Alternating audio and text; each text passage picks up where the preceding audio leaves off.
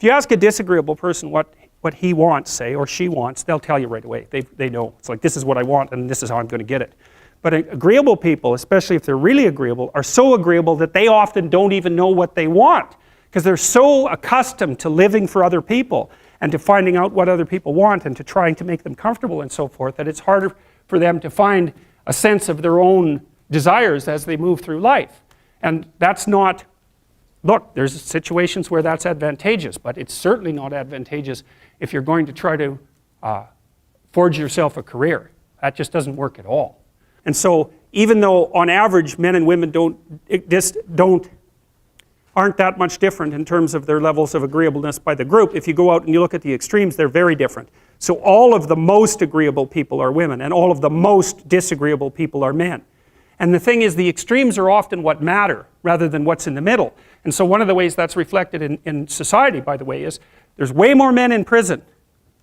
And the best personality predictor of being imprisoned is to be low in agreeableness. It makes you callous. Now you might think, well, what's the opposite of compassion and politeness? And the answer to that is, I think it's best sort of conceptualized as a trading game. So let's say that we're going to play repeated trading games. And if you're very agreeable, then you're going to bargain harder on my behalf than you're going to bargain on your own behalf.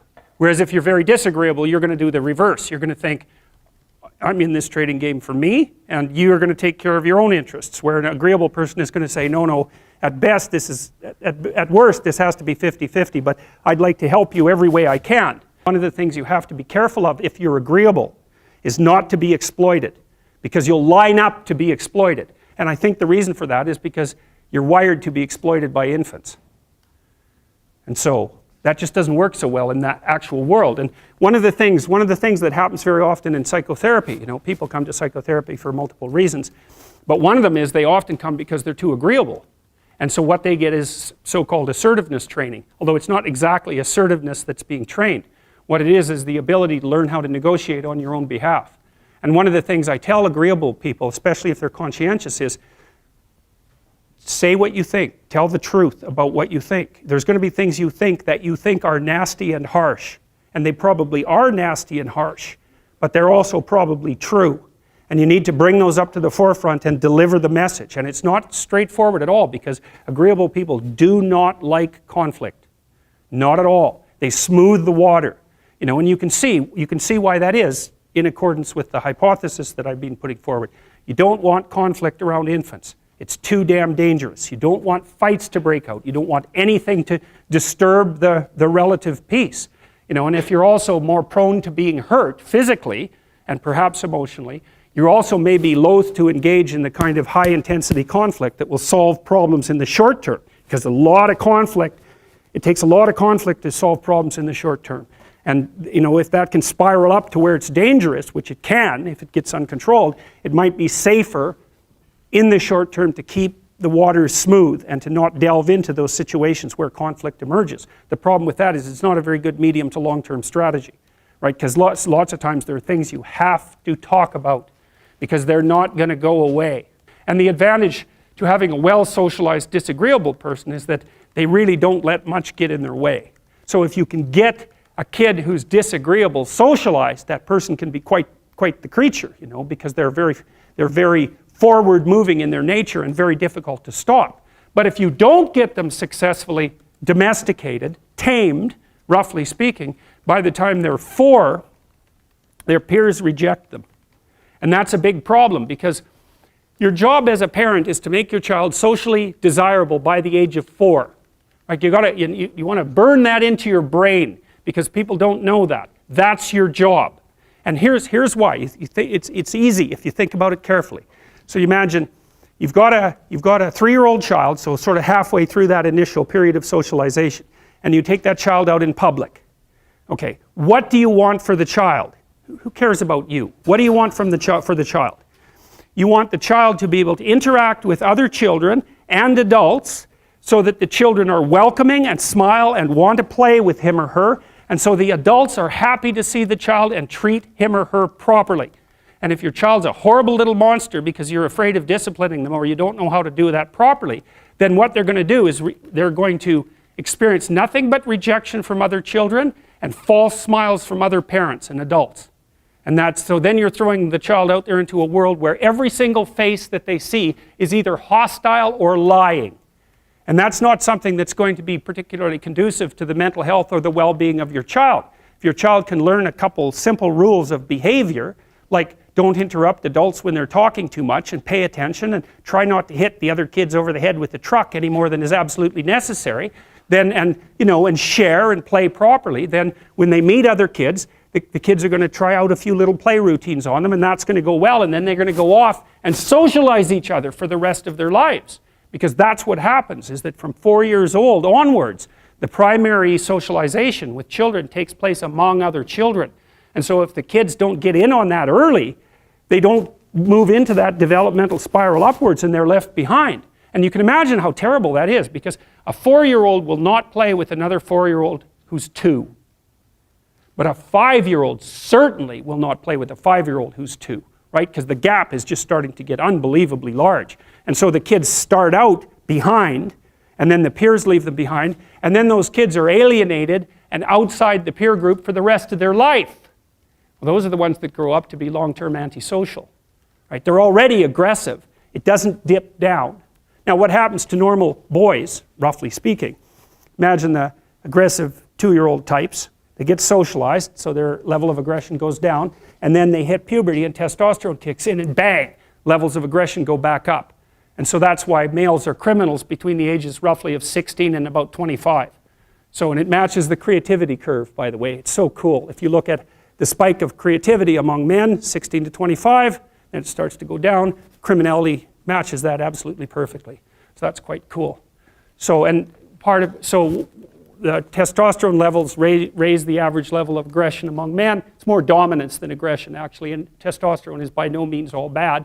And then it starts to decrease at about age 25 or 26, which is usually when men stop staying up late at night, stop drinking as much, develop a full-time career, and take on the burdens and responsibilities and opportunities that are associated with a long-term partner and family. And so, well, so that's the development of what I would call predatory aggression, because I also think that the agreeableness distribution is probably something like predatory aggression versus maternal sympathy. It's something like that. So if you look at other mammals that are predators, because we're predators as well as prey animals, if you look at other animals like bears, the male bear has absolutely nothing to do with the raising of the infants. In fact, the female bears will keep the male the hell away, because he's likely to kill the infants and maybe even to eat them.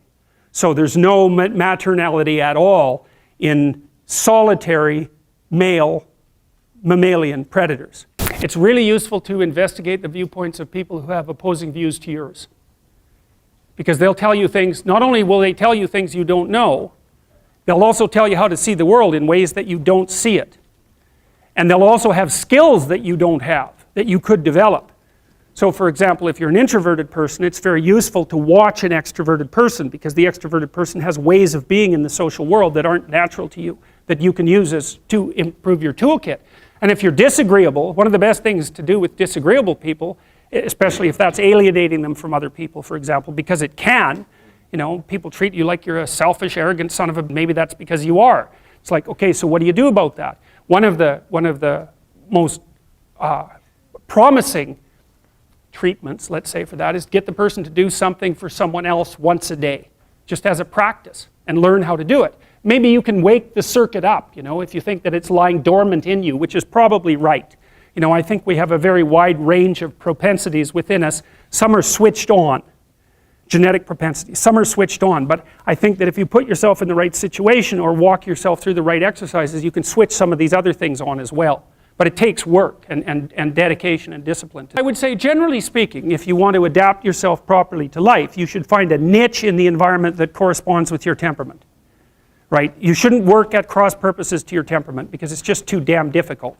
But having done that, then you should work on developing the skills and viewpoints that exist in the space opposite to your personality, because that's where you're fundamentally underdeveloped. And that way I think you can extend out your temperamental capability across a wider range. And to me, that's roughly equivalent as bringing a richer toolkit to each situation. You know, so if you're hyper extroverted, you should probably learn to shut up at parties now and then and listen just to see what's going on, to see if you can manage it, you know. And if you're introverted, well, then you should learn how to speak in public and to learn how to go to parties without hiding in the corner and saying nothing to anyone. You know, and if you're agreeable, then you need to learn how to be disagreeable so people can't push you around. And if you're disagreeable, you need to learn how to be agreeable so that you're not an evil son of a bitch. So, and the same thing applies even in the conscientious domain. It's like if you're too conscientious, you need to learn to relax and let go a little bit. And if you're unconscientious, it's time like, get out the Google Calendar, man, and start scheduling your day, right? And beat yourself on the back of the head with a stick until you're disciplined enough so that you can actually stick to something for some length of time and not living in absolute squalor, which is something that would characterize someone who's very disorderly, for example, because they don't notice. It doesn't bother them, disorder. It's like, maybe they can see it, but it doesn't have any emotional valence, and so it doesn't have any motivational significance. You know, so the other thing you might want to think about too, if you're choosing a partner, is try not to choose someone who's too distant from you on the temperamental variables, because you're going to have a hard time bridging the gap. You know, it's hard for an introverted person and an extroverted person to coexist. And it's really hard for an orderly person and a disorderly person to coexist because they will drive each other nuts. Why don't you pick up? Why are you so obsessed by it? That's the basic argument, you know. So it's useful to know about your temperament so that you can negotiate the space with your partner as well. And I don't think you should try to find someone who's exactly the same as you, because then you don't have the benefits of the alternative viewpoint. But you got to watch it, because you may hit irreconcilable differences of various sorts. And I've seen that most particularly among couples who are high and low in openness. That's a rough one. And also high and low in conscientiousness. That's another rough one, because they just cannot see how the other person sees the world at all.